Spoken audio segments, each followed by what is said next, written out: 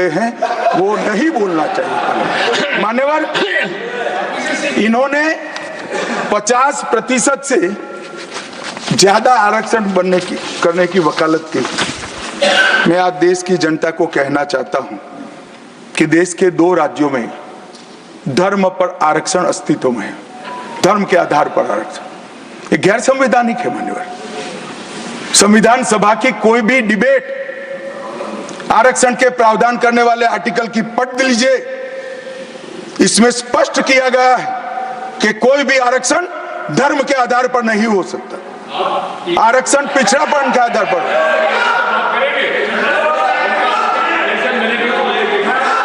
मान्यवर, मगर दोनों राज्यों में जब कांग्रेस की सरकार थी तब धर्म के आधार पर आरक्षण दिया।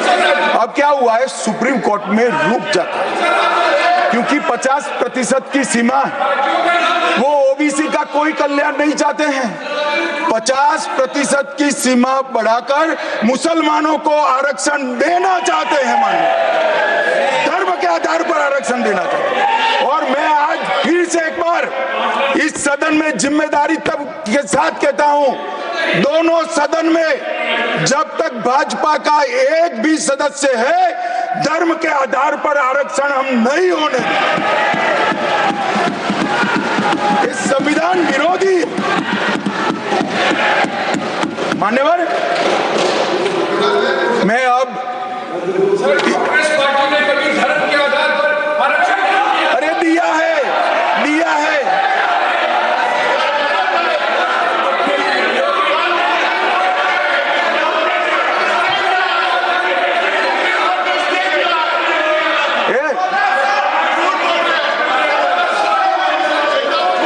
मान्यवर, इससे तो ये बच जाएंगे, मगर मैं रिकॉर्ड पर से कुछ कोट अनकोट कहना चाहता हूं जो संविधान सभा की चर्चा का रिकॉर्ड है। जवाहरलाल नेहरू जी ने कहा, मैं ये देखकर सचमुच आश्चर्यचकित हूं कि नियुक्ति में आरक्षण के सिद्धांत को कितनी देर तक ले जा रहा है, मतलब कितना बढ़ा रहे हैं।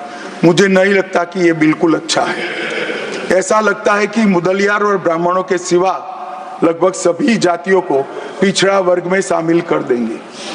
मान्यवर, सरकारी सेवाओं में आरक्षण के लिए इनके विचार थे।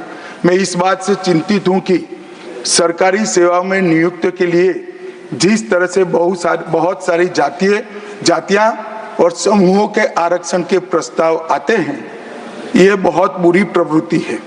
इससे सरकारी कामकाज और आम तौर पर विकास और सार्वजनिक जीवन में गिरावट आएगी। मान्यवर, ये इनके विचार है। आज तक नहीं बदले, यही विचार है। मगर अभी जोर से बोलना, एक शब्द का प्रयोग मैं नहीं कर सकता, आगे गलती हो गई थी, असत्य बोलना और सार्वजनिक रूप से बोलना, इस सिद्धांत को कुछ नेताओं ने स्वीकार किया। मान्यवर, हमारे